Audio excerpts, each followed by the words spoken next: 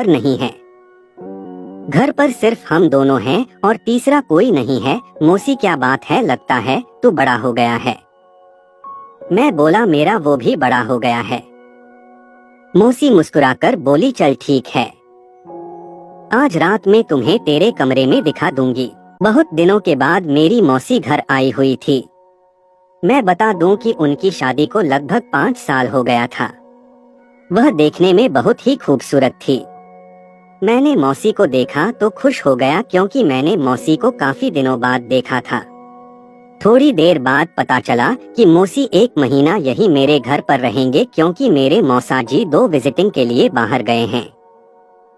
मेरी माँ ने मौसी के लिए गेस्ट रूम तैयार करके मैं बहुत खुश था क्योंकि मुझे मेरी मौसी के साथ समय बिताने का मौका मिल गया था।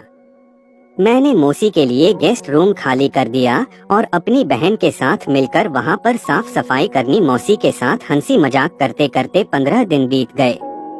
एक दिन मैंने बात बात में कुछ दिया कि आपकी शादी को 4 साल हो गए हैं और आपने बच्चे के बारे में क्यों नहीं सोचा, तो मौसी ने इस बात को टाल दिया। फिर कभी भी मैंने तो किस बात को नहीं पूछा। अगले दिन मम्मी ने कहा अपनी मौसी को बाइक पर ले जाकर शॉपिंग करवा दे। मैं बोला ठीक है, कब जाना है, तो मौसी बोली आज शाम को चल ठीक है, शाम को 7 बजे चलेंगे।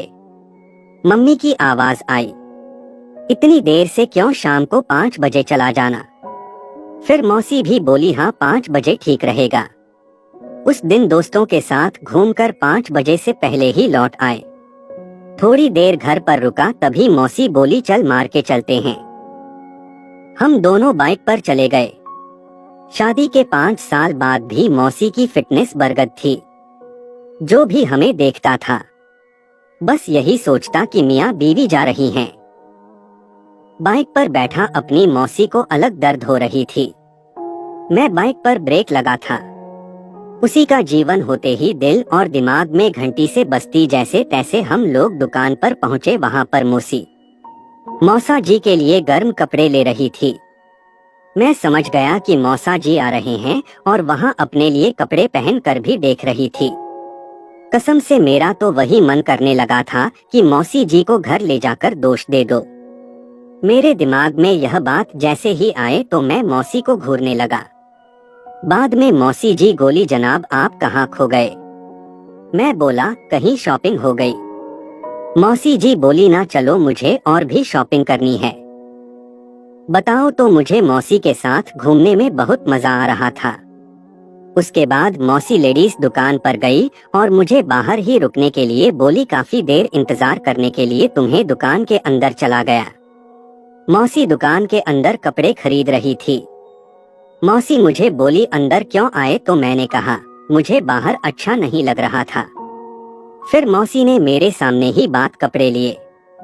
उसके बाद हम लोग घर आ गए। मैंने मौसी को बोला जो लाए हो वह पहन कर दिखा। तब मौसी बोली जो तेरे शादी करके आएगी वही दिखाएगी।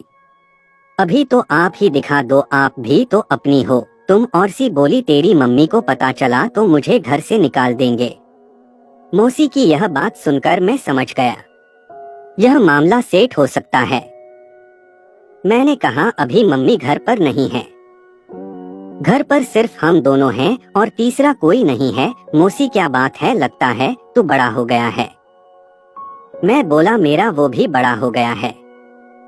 मौसी मुस्कुराकर बोली चल ठीक है, आज रात में तुम्हें तेरे कमरे में दिखा दूंगी।